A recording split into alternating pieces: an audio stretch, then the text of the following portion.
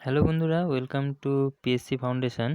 আজকে দেখো তোমাদের কর্মসংস্থান পেপারে একটি কিন্তু খুবই গুরুত্বপূর্ণ আর্টিকেল উঠে এসেছে তোমাদের প্রাইমারি ইন্টারভিউ রিলেটেড। তো দেখো, আমি এটা তোমাদেরকে বিস্তারিত পড়ে শোনাচ্ছি। কি বলছে যে আধুনিক প্রযুক্তিতে দিনে 2500 প্রার্থী, ঠিক আছে, 2500 প্রার্থীর ইন্টারভিউ নিতে প্রস্তুত প্রাথমিক শিক্ষা পর্ষদ। মানে এক এক দিনে এক একবারে, ঠিক আছে, 2500 প্রার্থীর কিন্তু ক্যান্ডিডেট একসাথে কিন্তু ইন্টারভিউ হবে। যাই হোক, এবার দেখি একটু বিস্তারিত কি বলছে। নিজস্ব সংবাদদাতা, কলকাতা থেকে এটা আর্টিকেল প্রকাশ করা হয়েছে। প্রাইমারি টিচার পদের বাংলা মাধ্যমের স্কুলের ইন্টারভিউ সংক্রান্ত বিজ্ঞপ্তি এ সপ্তাহেই বেরোচ্ছে। মানে তোমরা জানো যে ইংলিশ মিডিয়ামের যেটা বেরোচ্ছিলো ওটার কিন্তু কমপ্লিট হয়ে গেছে। এবার কিন্তু এটার ডেট বাংলা মিডিয়ামের ক্ষেত্রে ইতিমধ্যেই কিন্তু সপ্তাহখানেকের মধ্যেই তোমরা পেয়ে যাবে। এবার ইন্টারভিউ কক্ষ এমনভাবে সাজানো হচ্ছে যেখানে বাইরের কোনো শব্দ ভেতরে কিংবা ভেতরের কোনো শব্দ বাইরে শোনা যাবে না। অর্থাৎ অত্যাধুনিক প্রযুক্তি ও ডিজাইনে তৈরি office, state of the art cubicle, ঠিক আছে, জায়গাটাকে বলছে, অমনি অফিসটাকে বলছে। তারপরে বলছে যে একদিনে প্রায় 2500 প্রার্থীর ইন্টারভিউ নেওয়ার প্রস্তুতি নিচ্ছে পর্ষদ। তো যেন কি খুব কম সময়ের মধ্যে দ্রুত নিয়োগের একটা কথা হয়তো ভাবা হচ্ছে, ভোটের কারণে হতে পারে।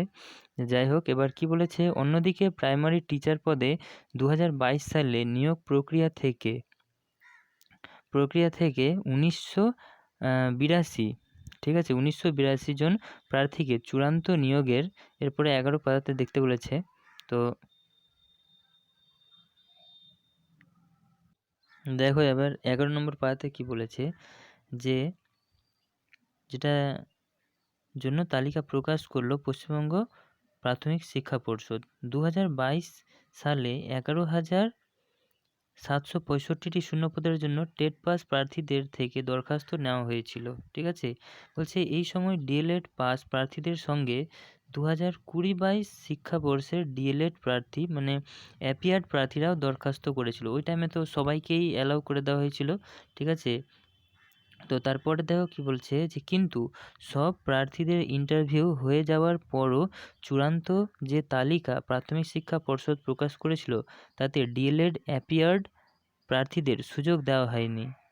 শেষে যেটা করা হলো সেটাতে কিন্তু আর অ্যাপিয়ারদের সেখানে আর সুযোগ দেওয়াটা হলো না, ঠিক আছে। কেবলমাত্র যাদের কোয়ালিফাই ছিল তারাই কিন্তু পেয়েছে, এটা তোমরা সবাই কিন্তু ভালো করেই জানো।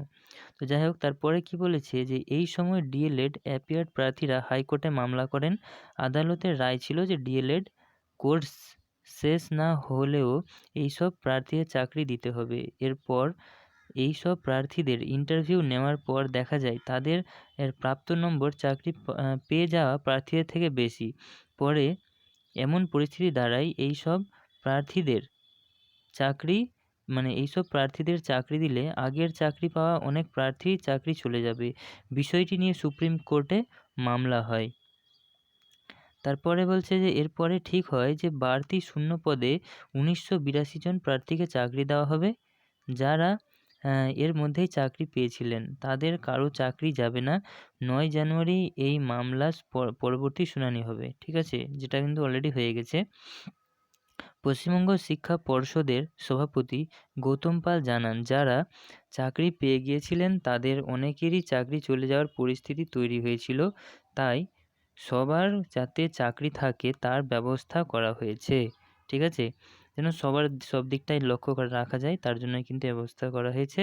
তা বলছে অন্যদিকে প্রাইমারি টিচার পদে 13,421টি শূন্যপদের জন্য যে নিয়োগ প্রক্রিয়া চলছে তাতে প্রতিযোগিতা কিছুটা কমবে বলে মনে করা হচ্ছে। তো যাই হোক, এটা কিন্তু অনেকটাই ভালো খবর। এক দরখাস্তকারীর দাবি 13,421টি শূন্যপদের জন্য যে 60,000 দরখাস্ত জমা পড়েছে তার মধ্যে 1982 জন প্রার্থী দরখাস্ত করেছিলেন। তো যেটা অলরেডি কিন্তু ওদের এমনিতে এই সংখ্যাটা তো এটার অ্যাপ্লাইয়ের যতজন করেছিল তারাও তো করেছিলেন। তো ওরা কিন্তু এখান থেকে বাদ গেলে আরও যারা এখনও পাননি চাকরি ওদের জন্য কিন্তু অনেকটাই সুবিধা হতে পারে। তো তাই 1982 জনের চাকরি নিশ্চিত হওয়ায় বাকি প্রার্থীদের প্রতিযোগিতা কিছুটা কমবে বলে মনে করা হচ্ছে। তো যাই হোক, এই ছিল তোমাদের কিন্তু আজকের আপডেটটা প্রাইমারি রিলেটেড। তো এই ধরনের আরও ইনফরমেটিভ ভিডিও পেতে অবশ্যই চ্যানেলটিকে তোমরা সাবস্ক্রাইব করবে, এবং আরও কোনো কিছু যদি তোমাদের কোয়ারিজ থাকে তাহলে অবশ্যই তোমরা কিন্তু কমেন্টে আমাকে জানাতে পারো। আমি চেষ্টা করব তোমাদেরকে দ্রুত সহযোগিতা করার। তো থ্যাংক ইউ ভিডিওটি দেখার জন্য।